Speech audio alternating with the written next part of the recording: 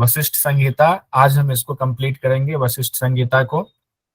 बहुत इंपॉर्टेंट है।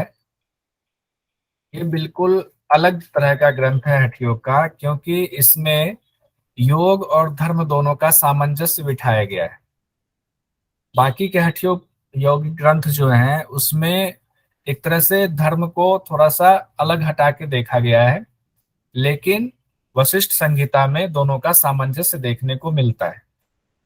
वशिष्ठ संहिता के बारे में कहा गया है कि इसका रचना काल जो है 1150 के आसपास माना जाता है। हालांकि इसको लेकर के पूरी तरह तो नहीं कह सकते यही है, लेकिन जो विद्वानों के बीच एक मत है वो ये है कि तकरीबन 1150 ईस्वी के आसपास इसका रचना काल रहा है।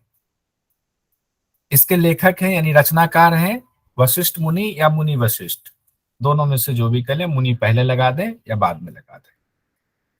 वशिष्ठ संहिता जो है वो संवादात्मक है। इसमें संवाद है, सवाल और जवाब। ऐसे भी संहिता का मतलब ही होता है सवाल जवाब। जब हम पूछते हैं संहिता वो कहा जाता है। तो वशिष्ठ संहिता में पिता और पुत्र के बीच संवाद है। पिता है वशिष्ठ मुनि और पुत्र है शक्ति, यानी शक्ति और वशिष्ठ मुनि के बीच में संवाद है। शक्ति सवाल पूछते हैं और पिता वशिष्ठ मुनि जवाब देते हैं। वशिष्ठ संहिता में जो भी बात हो रही थी, ज्ञान और कर्म दोनों का संगम है। ज्ञान भी है इसमें और कर्म के बारे में भी बताया गया है। तो वशिष्ठ मुनि कहते हैं कि दोनों मिलकर के ही मोक्ष को प्राप्त हो सकता है, किसी एक के द्वारा सिर्फ मोक्ष की प्राप्ति नहीं हो सकती। अब देखिए, इसको दो चीजें हैं। कई जगह कहा जाता है योग कांड। अब वशिष्ठ संहिता को योग कांड कहा जाता है। एग्जाम की दृष्टि से अगर आता है तो आप योग कांड पर टिक लगाएंगे। वशिष्ठ संहिता क्या है, ठीक है, हम मान लेते हैं योग कांड है। लेकिन एक चीज और साथ साथ ध्यान रखेंगे कि चूंकि वशिष्ठ संहिता का भी पूरा जो इसकी ओरिजिनल कॉपी है वो मौजूद नहीं है, भाष्य ही मौजूद है, असली कॉपी मौजूद नहीं है। इस वजह से ये कहना कि सिर्फ योग कांड है इसमें, ऐसा नहीं है। क्योंकि विद्वानों के बीच भी इसको लेकर मतभेद है। विद्वानों का कहना है कि योग कांड जो है वशिष्ठ संहिता का कोई एक पार्ट रहा होगा। योग कांड जो है या तो एक अध्याय में, दो अध्याय में, इस तरह से पार्ट रहा होगा। पूरा वशिष्ठ संहिता योग कांड नहीं हो सकता है। तो ठीक है, लेकिन अभी जो हमें हमारे पास उपलब्ध जो सामग्री उसके हिसाब से योग कांड ही हम मानकर चलते हैं। तो अब आगे बढ़ते हैं। वशिष्ठ संहिता में 6 अध्याय हैं, ध्यान रखिएगा, 6 चैप्टर हैं। 6 चैप्टर में पूरा योग का ज्ञान बताया गया है। लेकिन योग कितने प्रकार के बताए गए हैं, तो अष्टांग योग बताया गया है। अब इसको लेकर के कई मैंने YouTube पर वीडियोस देखा जिसमें ये कंफ्यूजन है। ध्यान रखिएगा, आप लोग कंफ्यूज नहीं होना है आप लोगों को। वशिष्ठ संहिता में 6 अध्याय हैं और अष्टांग योग यानी 8 अंक का। जनरली कई पुस्तक में हम ये देखते हैं कि जितना अध्याय उतना ही योग हम मान लेते हैं। जैसे कि हठ प्रदीपिका में 4 अध्याय तो हम चतुरंग योग मान लेते हैं। घिरण संहिता में 7 अध्याय हम सप्तांग योग मानते हैं, है भी वहां पर। लेकिन यहाँ पर नहीं है ऐसा। वशिष्ठ संहिता में 6 अध्याय है लेकिन योग अष्टांग योग है, वही 8 अंग है जो कि पातंजल योग दर्शन में है। इसलिए याद करने में भी आपको दिक्कत नहीं होगी। यम नियम आसन प्राणायाम प्रत्याहार धारणा ध्यान और समाधि। एक एक अध्याय का हम देखते हैं किस अध्याय में क्या है। प्रथम अध्याय को हम लेते हैं। जैसा कि पहले बात हुई है कि इसमें पुत्र शक्ति और पिता वशिष्ठ मुनि के बीच का संवाद है। तो पुत्र क्या सवाल पूछते हैं। सवाल सुंदर सवाल है लेकिन उसको हमने शॉर्ट में लिख दिया है। अपने पिता से सवाल पूछते हैं। वो कहते हैं कि मैं तो अज्ञानी हूँ और इस संसार का जन्म, बुढ़ापा, मृत्यु सब दुख रूप है, दुख ही दुख भरा पड़ा है। तो इससे मुक्ति कैसे मिले, क्या उपाय है मुक्ति का। तो वशिष्ठ मुनि अब अपने पुत्र के सवाल को सुनकर के, चूंकि पुत्र योग्य है, तो वशिष्ठ मुनि कहते हैं कि देखो तुमने जो सवाल पूछा है यही सवाल मैंने ब्रह्मा जी से पूछा था और ब्रह्मा जी ने जो मुझे बताया वो मैं तुम्हें बता रहा हूँ। तो आपका यहाँ एक सवाल बनता है। सवाल ये बन जाता है कि वशिष्ठ संहिता के मुताबिक वशिष्ठ मुनि को मोक्ष का ज्ञान किसने दिया। तो आप कंफ्यूज हो जाएंगे। आप कहेंगे अरे वशिष्ठ संहिता में मोक्ष का ज्ञान तो शक्ति को वशिष्ठ जी ने दिया, वशिष्ठ जी को, वशिष्ठ मुनि को किसने दिया। तो खुद से वो कह रहे हैं कि ब्रह्मा जी ने हमें योग का ज्ञान दिया। तो आंसर उत्तर हो जाएगा आपका कि ब्रह्मा भगवान ने। ब्रह्मा जी ने। ये एक सवाल यहाँ से निकलता है। एक सवाल जो ऊपर भी निकल आया कि वशिष्ठ संहिता में किनके किनके बीच संवाद है, या तो दो रूप में क्वेश्चन पूछा जा सकता है, ऐसे भी पूछा जा सकता है। आपको क्वेश्चन भी लिख ही देता हूं कि वशिष्ठ संहिता में किन किन के संवाद है। अब सवाल का आंसर दो रूप में हो सकता है। एक तो पिता पुत्र, ऐसे ऑप्शन दिया जा सकता है, पिता पुत्र है, माँ बेटा है, गुरु शिष्य है। इस तरह से एक जवाब हो सकता है, सवाल हो सकता है। दूसरा हो सकता है वशिष्ठ, मुनि और शक्ति, या और भी ऋषियों के नाम हो सकते हैं। इस तरह से अलग अलग सवाल का सेट तैयार हो सकता है। तो इसमें से जो भी आए, अब आपको पता चल गया। अगर पिता पुत्र वाला है तो पिता पुत्र लगाएंगे, नाम के साथ है तो वशिष्ठ मुनि और शक्ति, ये लगाए। वशिष्ठ मुनि इसमें बता रहे कर्म, तो आपको आ सकता है वशिष्ठ संहिता में कितने प्रकार के कर्म बताए गए हैं। तो वशिष्ठ संहिता में दो प्रकार के कर्म बताए गए हैं। एक कर्म आपको बताया गया है प्रवर्तक कर्म, एक निवर्तक कर्म। सर की स्क्रीन शो हो रही है क्या? हाँ, हो रही है स्क्रीन शो। तो सर कर्म मुझे को नहीं हो रही। एक बार आप एग्जिट करके जी जी। फिर से ज्वाइन कर। जी सर। जी सर। एक प्रवर्तक कर्म है, एक निवर्तक कर्म। जैसा नाम से ही प्रवर्तक, किसी चीज को देने वाला, तो ये फल देने वाला, ये संसार की तरफ आपको जोड़ने वाला, कि आपको 10 फल चाहिए, एक फल ये भी चाहिए कि नेट जेआरएफ निकल जाए तो हम जगह जगह जहाँ चीज चीज मिलती है वहां योग संस्थान ज्वाइन करके हम पढ़ाई करते हैं। ये फल देने वाला प्रवर्तक कर्म हो गए, एक तरह से संसार में बांधने वाला। निवर्तक कर्म हो गए जो हमें संसार से दूर ले जाए, आत्म तत्व की तरफ ले जाए, मोक्ष की तरफ ले जाए, वो निवर्तक कर्म हो गए। निवर्तक कर्म के भी दो भाग बताए गए हैं, बाह्य और अभ्यंतर। इससे ज्यादा इसमें नहीं जाएंगे।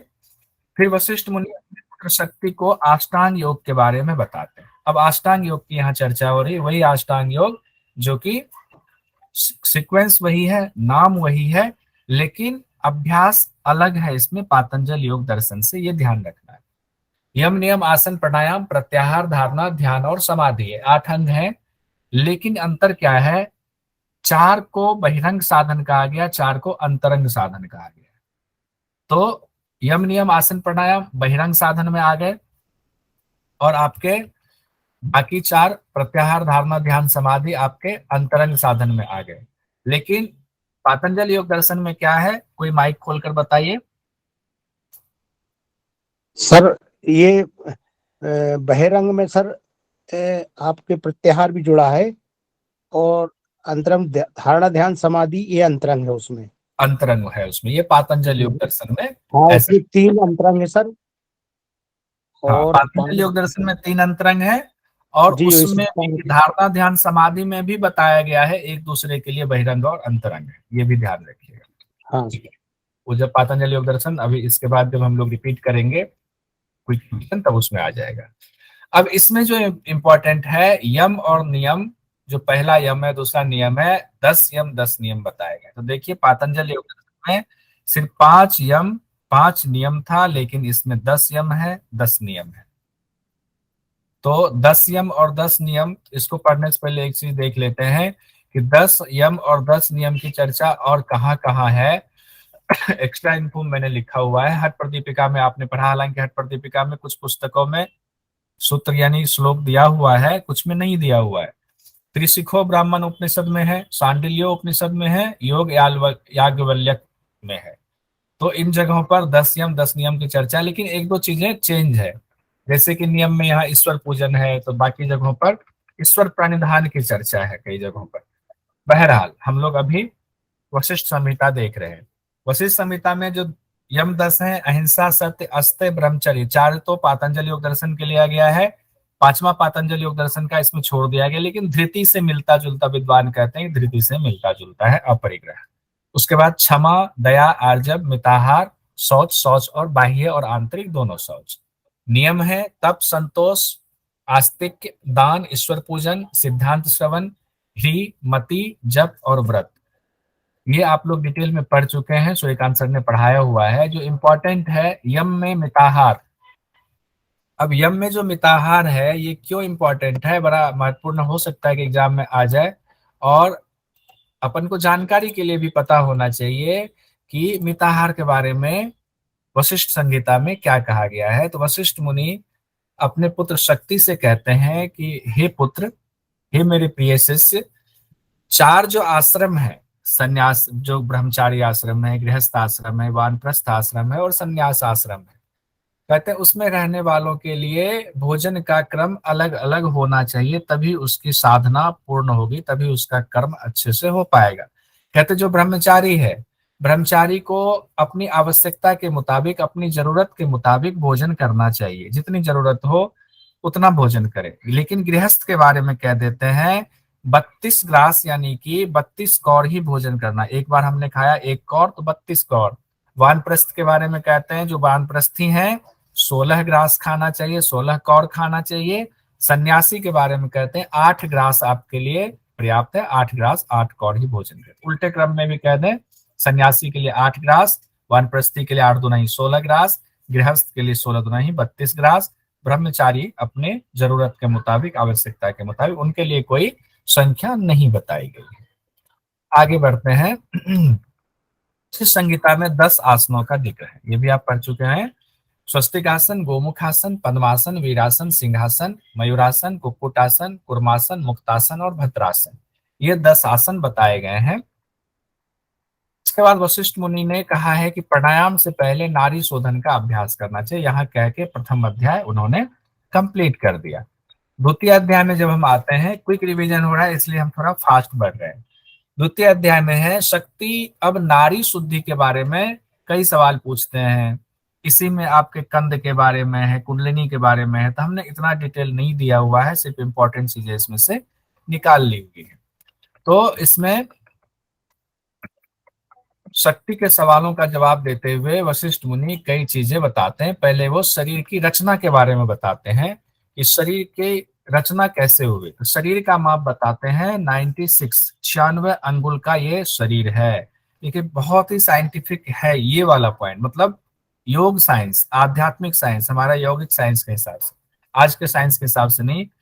जब आप मापेंगे अपने शरीर को तो 96 अंगुल ही अभी भी होता है, इसमें कोई चेंज नहीं हुआ है।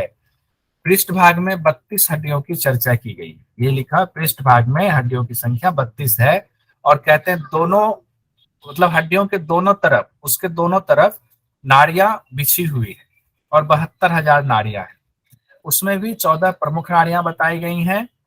14 प्रमुख में भी वही 3 प्रमुख नाड़ियां हैं, उसमें भी 3 है। उसमें इरा, पिंगला और सुषुम्ना, और उसमें भी कहा गया है सुषुम्ना इन तीनों में प्रमुख बताया गया। और सुषुम्ना को कहा गया चूंकि ये ऊर्ध्वगामी है, ऊपर की तरफ जाती है, सिर के बीचों बीच तक जाती है, सिर के पीछे तक। और इसमें एक बात जो खास कही गई है, इसको भी अंडरलाइन कर देता हूं। सुषुम्ना नाड़ी ऊपर की तरफ जाती है, लेकिन एक अलम्बुसा नाड़ी है जो कि नीचे की तरफ जाती है। ये ध्यान रखें, अगर एग्जाम में आ जाए, क्योंकि ये इतना इंपॉर्टेंट मुझे लगता नहीं, लेकिन फिर भी ध्यान रख लीजिए, 2 बार 3 बार मन ही मन रिपीट कर लीजिए। अलम्बुसा नाड़ी वशिष्ठ संहिता के मुताबिक कहा गया है नाड़ी कंठ से नीचे की तरफ जाती है। अब यहाँ पर 10 नाड़ियों में, अब ये जो नाड़ियां हैं जो फैली हुई पूरे शरीर में, वशिष्ठ मुनि कहते हैं अपने पुत्र से, इन नाड़ियों में 10 वायु का संचार होता है। तो पूरे शरीर में 72,000 नाड़ियां फैली हुई, 72,000 नाड़ियों में वायु का संचार हो रहा है। अब कहते हैं कि कौन से प्राण है, कौन से वायु के नाम दिए गए हैं, तो कहते हैं प्राण, उसके स्थान और कार्य, ये इसमें थोड़ा अलग है। बाकी जगहों पर हमने जो पढ़ा हुआ है कि 10 प्राण, प्राण के स्थान है, उसके जो है कार्य है, तो यहाँ पर थोड़ा अलग है। यहाँ प्राण देखिए अलग बताया गया है, मुख, नासिका, हृदय, नाभि, पाद अंगुष्ठ, ये प्राण जो है आपके प्राण का स्थान ये बताया गया। श्वसन और कफ और भी कई चीजें हैं इंपॉर्टेंट, हमने सिर्फ लिया हुआ है, प्राण का ये बताया गया है। हृदय तो बताया ही गया है, उसके साथ मुख भी बताया गया, नासिका भी, नाभि भी, पाद अंगुष्ठ भी बताया गया। ये चीजें एक उपनिषद में भी है, मेरे ख्याल से प्रश्न उपनिषद में शायद ऐसा ही बताया गया है। प्रश्न उपनिषद में भी मेरे ख्याल से है ये चीज, एक बार क्रॉस चेक कर लेंगे उसको, कोई नहीं। अपान के बारे में कहा गया है लिंग, गुदा, जानु, कमर और नाभि मूल। और इसका कार्य बताया गया मल मूत्र विसर्जन। समान देखिए, समान वायु कहा गया है संपूर्ण शरीर में, जबकि समान वायु जनरली हम लोग जो पढ़ते हैं वो नाभि प्रदेश मानकर चलते हैं। समान वायु को कहा गया वृद्धि, अन्न रस आदि जो आपके शरीर में बन रहा है उसका पूरे शरीर में संचारण करना, पहुंचाना और पोषण करना। उदान के बारे में कहा गया है, जितने ज्वाइंट्स हैं आपके हाथ और पांव है उसमें उदान है, और शरीर का उन्नयन करना इसका भी काम है। उसके बाद लिखा हुआ व्यान, व्यान कहा गया कान में, आंख में, नासिका में, गला और आंख में है, चेष्टा करता रहता है ये। नाक के बारे में कहा गया त्वचा, हड्डी इत्यादि में ये सब उपप्राण है, और नाक का काम है उद्गार। कूर्म का काम है उमेश, उन्मेष, निमेष जो आंखों के पलके। निमेष जो है एक राजा थे जिनकी वजह से ये नाम पड़ा है, पलकों का झपकना गिरना। क्रिकल कहा गया है छींकना। देवदत्त तंद्रा, यानी कि जो हम लोग जम्हाई लेते हैं, यहाँ भी वही है, देवदत्त जम्हाई लेता है। धनंजय को शुष्कता से जोड़ा गया है। बहुत डिटेल में हम नहीं जा रहे हैं, मोटा मोटा हमने बता दिया। इसमें जो सबसे इंपॉर्टेंट चीज है वो ये है कि जो बाकी हठयोग के ग्रंथों में हमें देखने को नहीं मिलता है वो ये है कि 18 मर्म स्थल की चर्चा की गई है। वो जो 18 मर्म स्थल हैं वो आपके शरीर में अंगुली का जो माप 96 अंगुल बताया गया, अंगुली के माप के हिसाब से अंगूठे से लेकर के ऊपर तक अंगुष्ठ है, फिर गुल्फ मर्म है, ऐसे मर्म स्थान अंगुल के माप के हिसाब से बताया हुआ है। इतने अंगुल पर ये मर्म है, इतने अंगुल पर ये मर्म है, तो मर्म स्थल की चर्चा की गई। वैसे मर्म स्थल की चर्चा अपने यहाँ, अपने भारतीय सभ्यता संस्कृति में आयुर्वेद में सबसे ज्यादा है। आयुर्वेद में अगर आप सुश्रुत संहिता पढ़ेंगे तो सुश्रुत संहिता में माना जाता है सुश्रुत ऋषि को, ये सवाल अगर आ जाए कहीं, वैसे जनरली नहीं आता लेकिन फिर भी जनरल नॉलेज के लिए बाकी जगहों पर आ जाता है, जानना चाहिए। उनको पहले शल्य चिकित्सक माना जाता है, फर्स्ट शल्य चिकित्सक, यानी सर्जरी करने वाले जो डॉक्टर आजकल होते हैं, अपने यहाँ सुश्रुत ऋषि को माना जाता है। सुश्रुत ऋषि के जो सुश्रुत संहिता है उसमें ही मर्म स्थल की चर्चा है, 107 मर्म स्थल की तकरीबन उसमें चर्चा की गई है। उसको बहुत डिटेल में आजकल उस पर चर्चा होती है और मर्म का ज्ञान दिया जाता है, उससे रोगों का इलाज भी किया जाता है। उस समय होता था कि मर्म स्थल जो है जब ऑपरेशन करे तो मर्म स्थल नुकसान ना हो, उसकी भी कैटेगरी है। कुछ मर्म स्थल ऐसे अगर वो नुकसान हो जाए तो मृत्यु हो जाती है, कुछ मर्म स्थल है उसका नुकसान हो जाए तो कुछ जो है लकवा हो जाता है। इस तरह से मर्म स्थान चोटिल ना हो उसकी कैटेगरी है। और आजकल जो है डॉक्टर सुनील कुमार जोशी हैं हरिद्वार में, वो उनको आधुनिक पिता कहा जाता है, वो मर्म पे बहुत काम कर रहे हैं। मैंने भी उनसे मर्म का एक सीखा हुआ है, 4 दिन का कोर्स किया हुआ है। तो मैं भी जब योग का अभ्यास कराता हूँ कि नहीं कोई दिक्कत होती है तो कुछ मर्म पॉइंट को एक्टिवेट करने की कोशिश करता हूँ ताकि समस्या का निदान हो। तो 18 मर्म स्थल की चर्चा, ये सवाल आ सकता है, यहाँ सवाल को भी हम लिख लेते हैं। शिष्ट संहिता में कितने मर्म स्थल की या मर्म स्थान की चर्चा की गई है? तो आपका उत्तर हो गया 18। तो हम लोग सीधे आगे बढ़ते हैं, कहाँ कहाँ है इसको डिटेल में अभी नहीं देखेंगे। प्राणायाम के लिए नाड़ी शोधन को आवश्यक बताया गया है। इसमें एक चीज और इम्पोर्टेंट है, जो ये लाइन देखिएगा, जनरली हम लोग नाड़ी शोधन जो बाकी हठ ग्रंथ में हमने पढ़ा है कि प्राणायाम से पहले नाड़ियों की शुद्धि होनी चाहिए तो प्राणायाम अच्छा होता है, बेहतर होगा, प्राणायाम के लिए नाड़ी शोधन को बेहतर बताया गया। लेकिन ये एकमात्र हठयोग का ग्रंथ है जिसमें कहा गया है कि नाड़ी शोधन सिर्फ प्राणायाम के लिए ही आवश्यक नहीं है, बल्कि प्रत्याहार, धारणा, ध्यान, समाधि जो बाकी योग के अंग हैं उसके लिए भी ये बहुत महत्वपूर्ण है। इसके बिना, नाड़ी शोधन के बिना प्रत्याहार भी नहीं हो सकता, धारणा भी नहीं हो सकता, ध्यान भी नहीं हो सकता, समाधि भी नहीं हो सकता। ये सारी चीजें बताई गई हैं, नाड़ी शोधन का बड़ा महत्व बताया गया है। कहते हैं पूर्व या उत्तर की ओर मुख करके नाड़ी शोधन का अभ्यास करना चाहिए। ये भी नॉर्मल बात है जो कि कई और हठ ग्रंथों में मिलता है। द्वितीय अध्याय में ही स्थान की भी चर्चा है। योग के लिए कुश या मृगचर्म का आसन हो, ये भी बताया गया है। कुश या मृगचर्म का आसन ध्यान रखें। तृतीय अध्याय में आते हैं, इसमें प्राणायाम का वर्णन है। देखिए प्राणायाम को इन्होंने 2 भागों में विभाजित किया है, एक केवल प्राणायाम और सहित कुंभक, सहित कुंभक और केवली कुंभक। ये दो चीजें बताई गई हैं। केवली कुंभक यानी शिव कुंभक का प्रकार हो गया, कहते हैं ना जब श्वास को जैसे मर्जी वहां रोक लें, जब तक रोक लें, जब श्वास अपने आप, कुंभक के लिए जब प्रयास करने की जरूरत ना हो तो केवली कुंभक है। दूसरा सहित कुंभक, सहित कुंभक में इन्होंने कोई, जैसे कि बाकी जगहों में अष्ट कुंभक की चर्चा है, इसमें ऐसा अलग से नहीं बताया गया कि 5 कुंभक करना है, 6 कुंभक करना है, 8 कुंभक करना है। इसमें बताया गया है पूरक रेचक सहित कुंभक कर ले, वही सहित कुंभक है। लेकिन एक चीज इसमें खास दिया गया है कि मंत्र और ध्यान का जरूर उसमें हम समावेश रखेंगे। अ उ और म, पूरक करते हुए समय अ, कुंभक करते समय उ, रेचक करते समय म, इस 3 मंत्र का इसमें ध्यान बताया गया। साथ ही जो इंपॉर्टेंट बताया गया है 16, 64 और 32 का रेशियो, यानी 1, 4 और 2 का रेशियो है, लेकिन 1, 4 और 2 नहीं, इसमें सिर्फ 16, 64 और 32 ही बताया गया है। तो अपने आप 1, 4, 2 बनता है, लेकिन ये निर्देश भी साथ साथ है कि धीरे धीरे, जैसे बाकी शास्त्रों में कहा गया है कि धीरे धीरे योग का अभ्यास करेंगे, प्राणायाम का अभ्यास खास करके, कि उसको धीरे धीरे साधेंगे नहीं तो नुकसानदेह हो सकता है। इसमें भी कहते हैं कि धीरे धीरे अभ्यास करें, अपनी शक्ति के हिसाब से प्राणायाम का अभ्यास करें, फिर 16, 64 और 32 वाले रेशियो तक पहुंचे। इसमें भी कनिष्ठ, मध्यम और उत्तम प्राणायाम की चर्चा है। पसीना आना, कंपन होना और शरीर का ऊपर उठना, इसका फल बताया गया है। प्राणायाम से नाद की उत्पत्ति, ये इंपॉर्टेंट है, इसको दिमाग में बिठा लीजिएगा, नोट करना हो नोट कर लीजिए, या फिर इसको मैं यहाँ इंपॉर्टेंट लिख देता हूँ। कहा गया वशिष्ठ संहिता के मुताबिक प्राणायाम से नाद की उत्पत्ति होती है। कहाँ पर है? तीसरे जो अध्याय है उसमें 39वां और 40वां जो अपना श्लोक है उसमें कहा गया है। प्रत्याहार का वर्णन भी तीसरे अध्याय में ही है।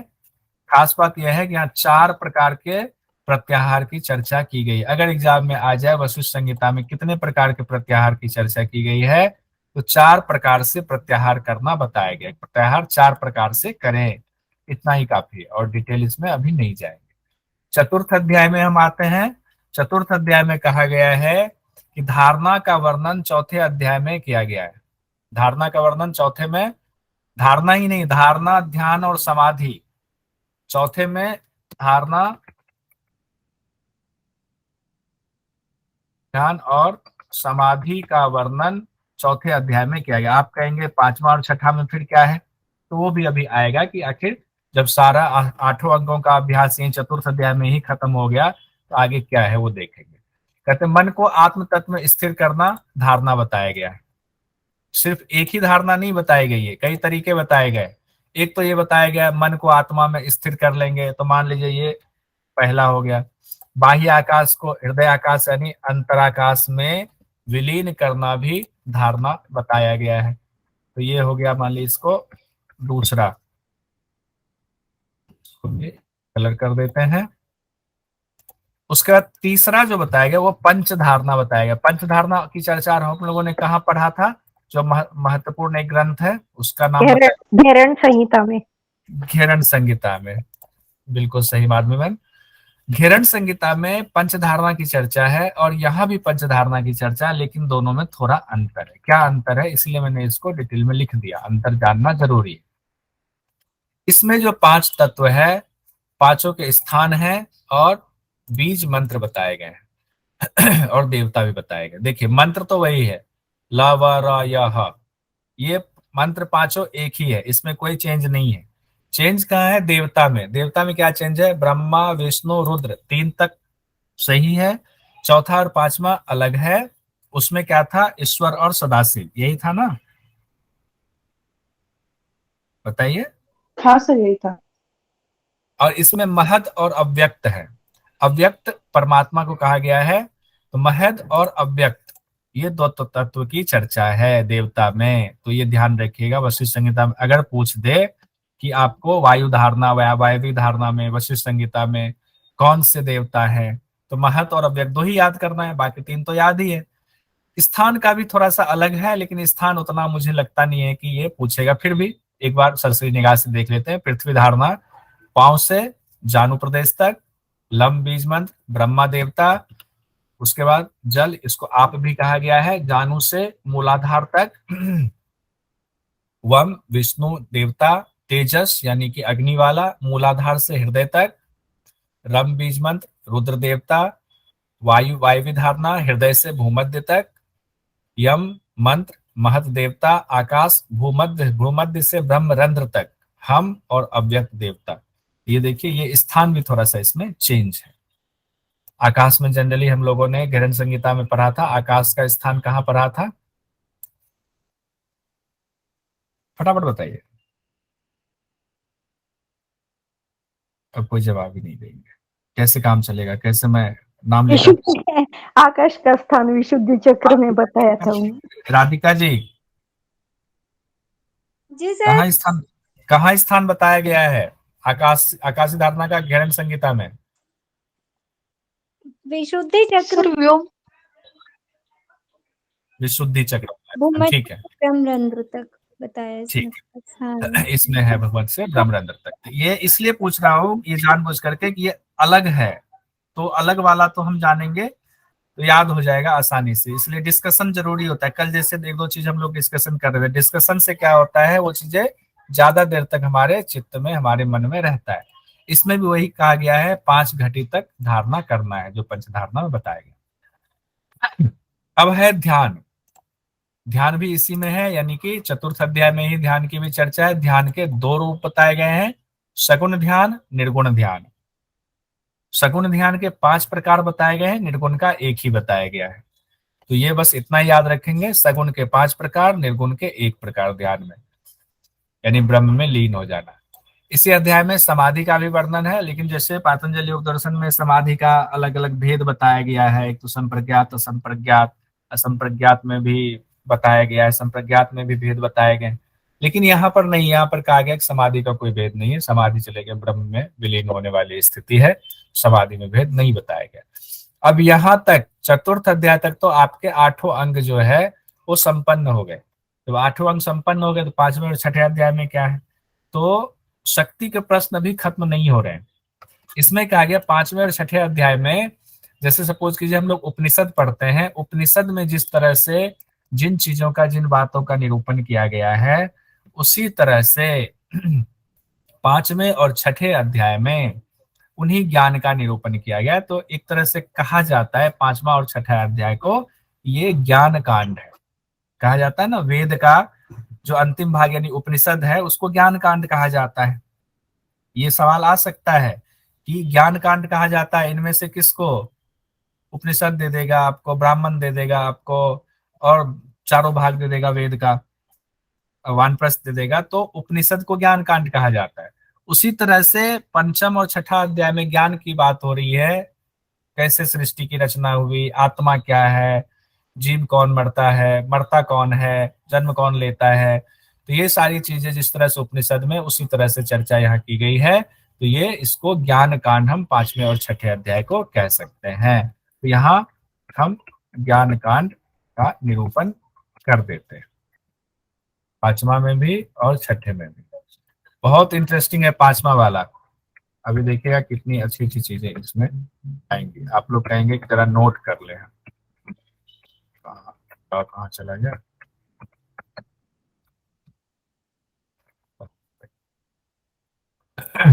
तो पंचम अध्याय में आते हैं। पंचम अध्याय में जो कहा गया है, शक्ति यानी कि वशिष्ठ मुनि के पुत्र पूछ रहे हैं, क्या पूछते हैं, आत्मा के विषय में वो जानना चाहते हैं कि आत्मा के बारे में थोड़ा जान ले। पिताजी ने तो बहुत कुछ बता दिया, समाधि वगैरह बता दिया, लेकिन बताने से तो लग नहीं जाएगा, और जो जिज्ञासा है वो कर लेते हैं। वो पूछते हैं कि जब आत्मा अमर है तो फिर मरण किसका होता है, जन्म कौन लेता है, सुख दुख कौन भोगता है।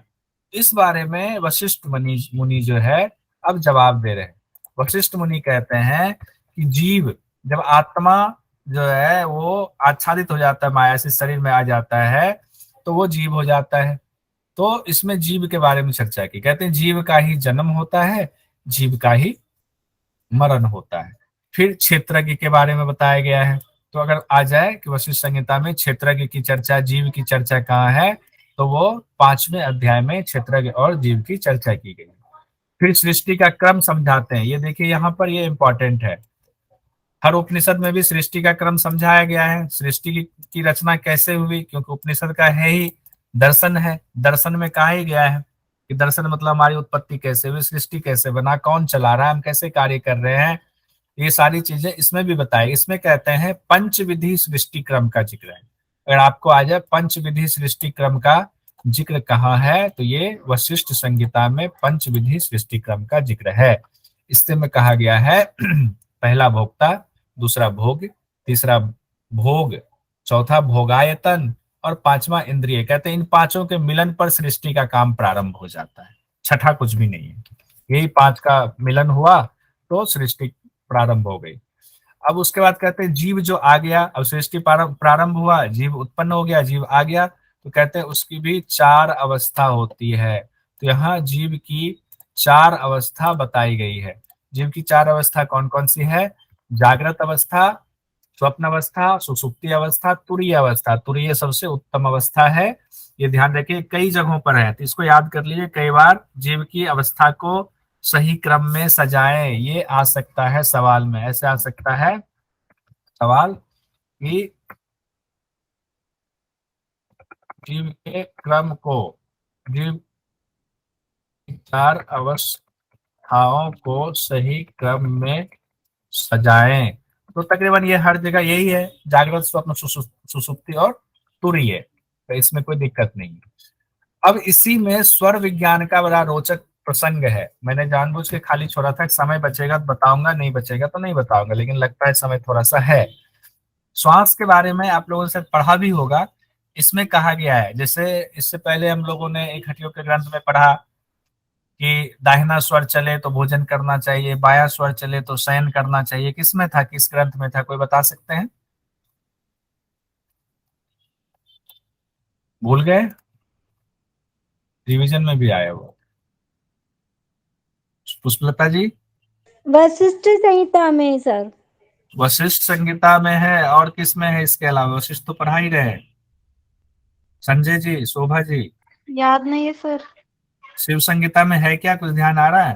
हाँ, दोनों में ही है सर, राशियों पर शिव संहिता में है। ठीक है, शिव संहिता में चर्चा है। तो इसमें कहा गया है, अब देखिए बहुत अच्छी बात इसमें कही गई, कई बार जैसे आप इंटरव्यू देने जाए तो इसमें इस्तेमाल कर सकते हैं। कहते हैं नाक के जिस भाग से वायु चलती रहे उस तरफ यदि प्रश्न करता रहे तो शुभ फल फल कहना चाहिए। ठीक है, तो यानी कि अगर आप इंटरव्यू देने जा रहे हैं, आप नाक चेक कर ले उससे पहले कौन से भाग से हमारी वायु चल रही है, राइट से कि लेफ्ट से चल रही है। कहते हैं जिससे भी चल रही है उस, यदि उस तरफ प्रश्न करता रहे तो शुभ फल होगा। उसके बाद कहा गया है, लिख ही देते हैं, नाक के जिस भाग से वायु चलती रहे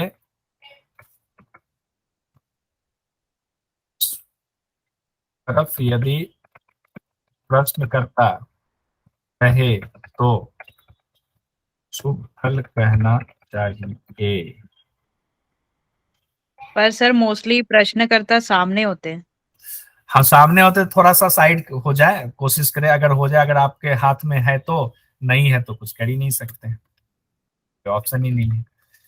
तो उसके बाद कहा गया है कि पूछने वाला यदि सामने से पूछे तो दाहिने के अनुसार फल कहना चाहिए तथा पीछे की ओर से पूछने पर बाएं के अनुसार फल कहना चाहिए। अब ये बड़ा जो है कंफ्यूजिंग दिया हुआ है, लेकिन इसकी व्याख्या जैसे की हुई, अब उतनी व्याख्या हम अभी नहीं जाएंगे। आपने जो कहा ना सामने से प्रश्न पूछ रहा है, तो उसकी भी चर्चा यहाँ की हुई है। डिटेल वाला मैं एक बार आप लोगों को पीडीएफ भेज दूंगा, उसमें देख लीजिएगा, क्योंकि अभी कुछ क्वेश्चंस भी करने हैं। उसके साथ ही कहा गया भोजन, मैथुन, युद्ध, धन संग्रह, ये सभी काम वायु के दाहिने भाग से चलते समय करना चाहिए। यानी दाहिना स्वर चले तो क्या करना चाहिए? भोजन करें, मैथुन, युद्ध, धन संग्रह। धन संग्रह का मतलब यह है कि पैसा कमाने के लिए जब आप काम पर जाते हैं, इसके बारे में कही गई है। उसके बाद कहा गया यात्रा, विवाह कर्म तथा और जितने भी शुभ कर्म हैं वे सभी वायु के वाम भाग से। अगर बायां स्वर चले, जब ऐसा करे कि बायां स्वर या तो चला है या इंतजार करे बायां स्वर के चलने का। कहते हैं यात्रा, कहीं यात्रा पर निकल रहे हैं तो देखें बायां स्वर चल रहा है कि नहीं चल रहा है। विवाह कर्म और भी कर्म है, ये कहा गया है। कहते हैं बाएं भाग से श्वास चलते समय वायु और अग्नि तत्व भी हो तो विद्वान को यात्रा नहीं करनी चाहिए। हवा चल रही हो, अग्नि तत्व यदि हट से यात्रा करे तो उसे ब्रह्मा भी नहीं बचा सकते हैं, ऐसा ये शास्त्र कहता है। इसलिए कहा गया ना, इसमें धर्म की भी कई चीजें कही गई है। कई हम लोग इसको मानते हैं कि ये सब जो है थोड़ा क्या कहते हैं इसको, एक शब्द इसके लिए इस्तेमाल, जैसे बिल्ली रास्ता काट दे तो नहीं जाना चाहिए। तो इस तरह की कुछ बातें जैसे कि ये है, हालांकि ये बात नहीं कही गई है लेकिन श्वास के बारे में कहा गया है। पृथ्वी और जल तत्व के रहने पर गमन सुखकारक होता है और आकाश तत्व होने पर कभी भी यत्न पूर्वक गमन नहीं करना चाहिए, ये भी कहा गया। खैर बहरहाल हम लोग आगे छठे अध्याय में पहुंचते हैं। 2-3 दिन लगा कि इंटरेस्टिंग है तो हमने बता दिया। छठे अध्याय में शक्ति का प्रश्न होता है कि मृत्यु पर कैसे विजय प्राप्त की जाए। अब मृत्यु को कैसे जीते, यानी जो शरीर है जीव का मरण होता है, तो कहते हैं कि तारक मंत्र का जाप करें, यानी ओम का जाप करें। तो ओम के जाप की विधि बताई हुई, इसके साथ ही त्र्यंबकम मंत्र बताया गया है, रुद्र आराधना मंत्र बताया गया है, मृत संजीवनी का जाप करने को कहा गया है। ये सब जो मंत्र का जाप अलग अलग है ना, इसीलिए इसको धर्म से जोड़ करके कहा गया है कि धर्म और योग का ज्ञान का संगम है ये वशिष्ठ संहिता, जो कि बाकी हठ योग के शास्त्रों में ऐसा देखने को नहीं मिलता है, इसलिए ये थोड़ा अलग है। तो यहाँ हमारा वशिष्ठ संहिता भी कंप्लीट हो गया।